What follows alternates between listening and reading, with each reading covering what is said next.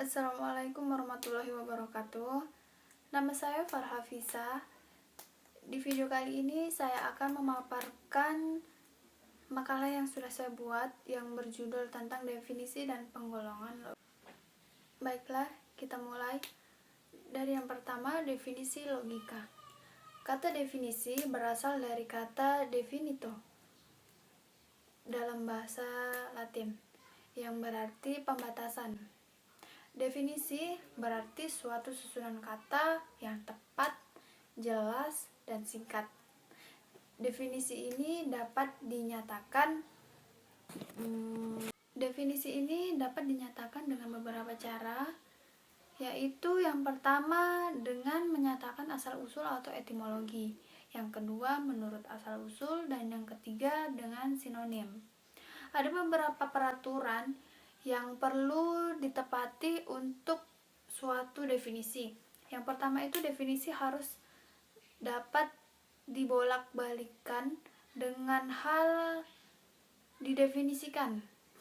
Yang kedua dengan tidak boleh negatif atau definisi tidak boleh negatif.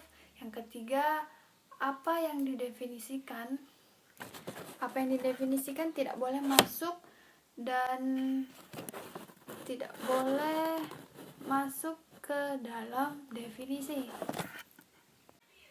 Definisi tidak boleh dinyatakan dalam bahasa yang kabur atau kiasan atau mendua arti. Kalau hal itu terjadi, definisi itu tidak mencapai tujuannya. Yang selanjutnya, penggolongan logika. Pembagian atau penggolongan ialah suatu kegiatan akal budi yang tertentu, menguraikan atau membagi, menggolongkan, dan menyusun pengertian-pengertian dan barang-barang tertentu. Ada bermacam-macam cara untuk mengadakan penggolongan, yaitu yang pertama, pembagian itu harus lengkap. Artinya, kalau kita membagi-bagikan suatu hal, maka bagian-bagian yang diperincikan harus mencakup suatu bagiannya. Yang kedua, pembagian atau penggolongan itu harus sungguh-sungguh memisahkan. Artinya, pembagian yang satu tidak boleh memuat bagian yang lainnya. Yang ketiga, pembagian golongan harus menggunakan dasar prinsip yang sama. Artinya, dalam satu pembagian yang sama tidak boleh digunakan dua atau lebih dari dua dasar prinsip sekaligus. Yang keempat, pembagian golongan harus sesuai dengan tujuan yang mau dicapai. Nah, ada beberapa kesulitan yang dapat timbul, yaitu yang pertama, apa yang benar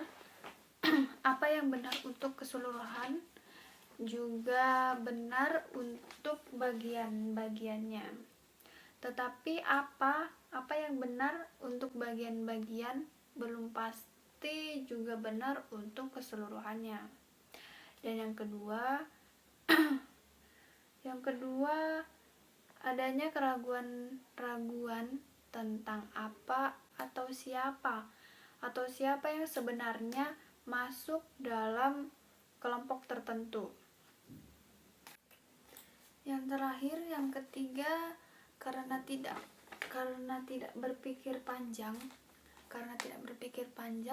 orang cenderung mengambil jalan pintas. Jalan pintas itu seringkali berbentuk menggolongkan barang, benda, dan orang hanya atas dua golongan saja. Artinya orang Artinya orang mengadakan penggolongan yang hitam putih saja. Baiklah, saya akan menyampaikan kesimpulan dari materi yang telah saya paparkan tadi. Kesimpulannya adalah logika merupakan suatu sikap yang dibutuhkan dalam segala tempat lain suasana, karena logika mendidik manusia bersifat objektif, tegas, dan berani. Logika juga mempelajari hukum yang digunakan untuk membedakan penalaran yang baik dan yang benar.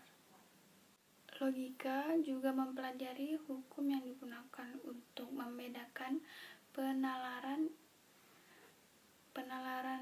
antara yang benar dan yang salah. Mempelajari ilmu logika sangat bermanfaat bagi setiap orang. Oleh karena itu, manusia diciptakan oleh Tuhan dengan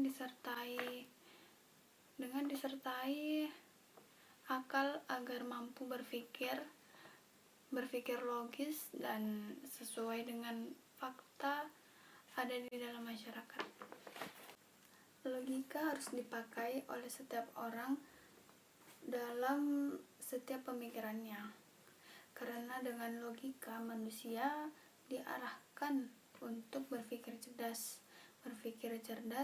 objektif, serta menghindari kekeliruan. Jadi itulah tadi pemaparan materi dari makalah yang saya buat. Mohon maaf bila ada kekeliruan dalam pengucapan atau penyampaian materi saya. Mohon dimaafkan karena manusia tak luput dari kesalahan dan tak ada yang sempurna. Wabillahi taufiq wal hidayah. Wassalamualaikum warahmatullahi wabarakatuh.